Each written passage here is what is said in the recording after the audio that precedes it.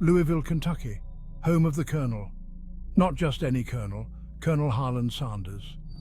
His face, a mask of kindly wisdom, peered down from the sign, but behind the smile, a darkness lingered. Locals whispered of the Colonel's spirit, trapped, still frying chicken for eternity. This wasn't just any KFC, this was the first, a greasy spoon diner turned fast food empire. The air hung heavy with the scent of 11 herbs and spices, and something else, something ancient, primal, something hungry. Billy wiped sweat from his brow. The heat from the fryer was relentless, and the small fan in the corner did little to alleviate the oppressive warmth. Another night at the fryer. Another night alone. The dimly lit kitchen felt like a prison, the walls closing in with each passing hour. He hated the graveyard shift. The hours dragged on, and the eerie silence of the empty restaurant was unnerving. The silence was broken only by the hiss of the fryer and the tick of the clock. The rhythmic ticking seemed to mock him, a constant reminder of the slow passage of time. Each tick, a hammer blow on his nerves. The sound grew louder in his mind, amplifying his anxiety. He'd heard the stories, of course. Everyone had. The Colonel walked the kitchen after midnight, searching, waiting. The old-timers spoke of it in hushed tones, their faces pale with fear. Billy had always scoffed. Ghosts weren't real, just stories to scare the new guys. He prided himself on being rational, grounded in reality. A low rumble echoed from the fryer. It was a sound he hadn't heard before, deep and unsettling. Billy paused, fryer tongs in hand. His heart raced, and he felt a cold sweat break out on his forehead. Probably just the gas. He told himself that, tried to believe it. But doubt gnawed at the edges of his mind. But the hairs on the back of his neck stood on end. A chill ran down his spine, and he couldn't shake the feeling that he was being watched. The shadows seemed to move, shifting and dancing in the dim light. He glanced around, trying to catch a glimpse of anything out of the ordinary. The kitchen, once familiar, now felt alien and hostile.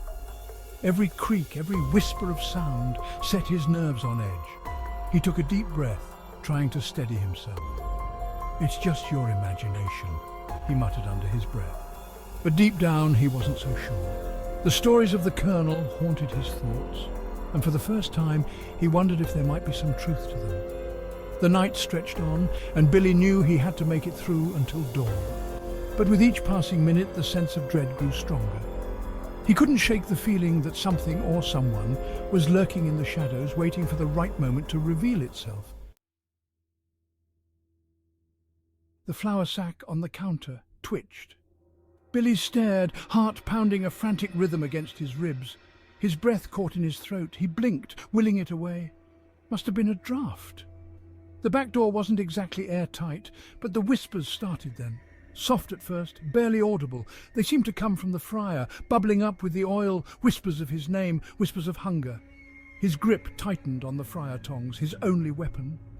He took a step closer. He had to see, had to know. The whispers grew louder, more insistent. He could almost make out words now. "Billy, we're hungry, Billy." With a sickening lurch, the fryer basket began to shake violently. Oil sloshed over the sides, sizzling and spitting on the cold tile floor. The whispers reached a fever pitch. A chorus of voices, hungry and demanding. Billy stumbled back, fear a cold fist around his heart. He watched in terror as a form began to rise from the depths of the boiling oil. A grotesque parody of the Colonel's smiling face, but twisted, malicious. It was coated in batter, dripping with grease.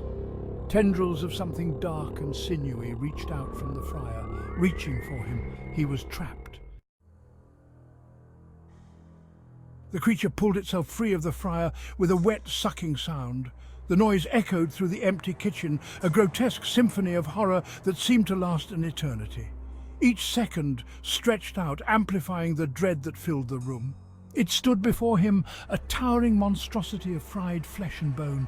The creature's form was a twisted parody of humanity, its limbs elongated and misshapen, dripping with hot oil. The sight was both mesmerizing and repulsive, a nightmarish vision that defied logic and reason. Its eyes, glowing embers in the dim kitchen, fixed on Billy with a hunger that chilled him to the bone. Those eyes seemed to pierce through his very soul, revealing his deepest fears and insecurities. The intensity of its gaze was unbearable, a burning sensation that made him want to look away, but he couldn't. "Billy," it gurgled, its voice a chorus of whispers. The sound was a cacophony of voices, each one more sinister than the last, blending together into a haunting melody that sent shivers down his spine. It was as if the creature was speaking directly to his mind, bypassing his ears entirely. "We've been waiting for you." The words hung in the air, heavy with malice and anticipation. Billy felt a cold sweat break out on his forehead as the reality of his situation began to sink in. He was not just facing a monster, he was facing something that had been expecting him, something that had been lying in wait. It took a step closer, its greasy claws leaving trails on the tile. Each step was deliberate, calculated, as if the creature was savouring the moment. The sound of its claws scraping against the floor was like nails on a chalkboard, a grating noise that set Billy's teeth on edge. The smell hit him then, a wave of nausea washed over him as the foul odour filled his nostrils. It was a smell that defied description, a rancid mix of burnt oil and decaying flesh that made his stomach churn. Not the Colonel's secret recipe. The thought was absurd, almost laughable, but it was the only thing that came to mind in that moment of sheer terror. The irony of it all was not lost on him, but the stench of rot and decay. It was a smell that spoke of death and corruption, a smell that seemed to cling to his very skin. He could taste it in the back of his throat, a bitter tang that made him gag. Billy knew with chilling certainty that he was staring at something ancient, something evil. This was no ordinary monster, it was a relic of a dark past, a manifestation of malevolent forces that had been lurking in the shadows for centuries. Something that had been summoned from the depths of the Friar, fueled by the Colonel's legacy. The Friar was not just a kitchen appliance, it was a portal to another realm, a gateway to horrors beyond imagination. And now those horrors had been unleashed, with Billy as their first victim. He backed away, tripping over a stray bucket. The clang echoed through the empty kitchen, a stark reminder of his dire situation. He scrambled to his feet, heart pounding against his ribs like a drum. Each beat felt like a countdown, a reminder that time was running out. He had to get out. The walls seemed to close in on him, the air thick with the scent of old grease and fear. Had to escape the kitchen. Every corner seemed to hide a new terror, every shadow a potential threat. Had to escape the Colonel's hunger.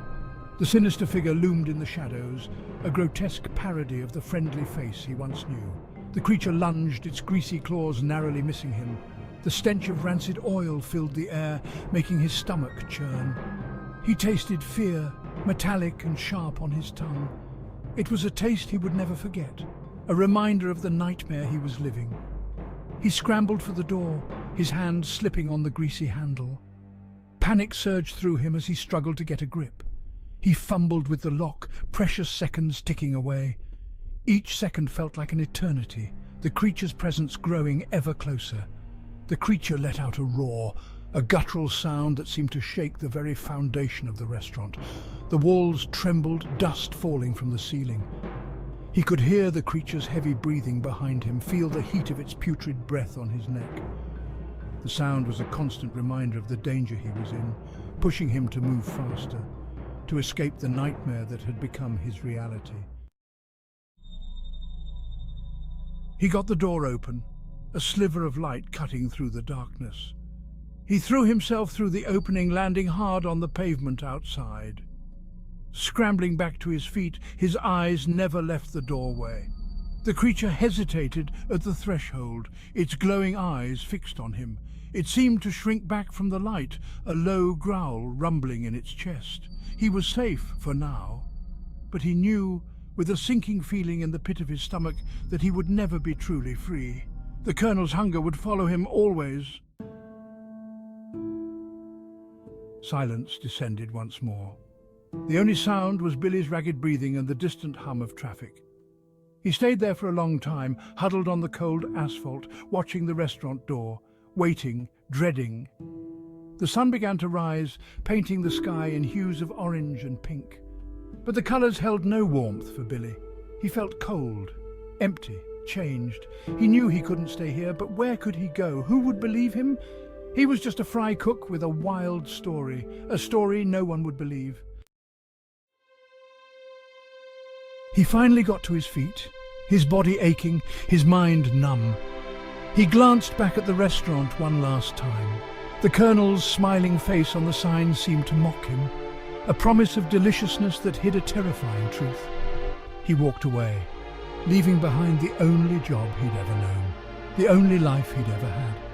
He walked towards the rising sun, but found no solace in its light.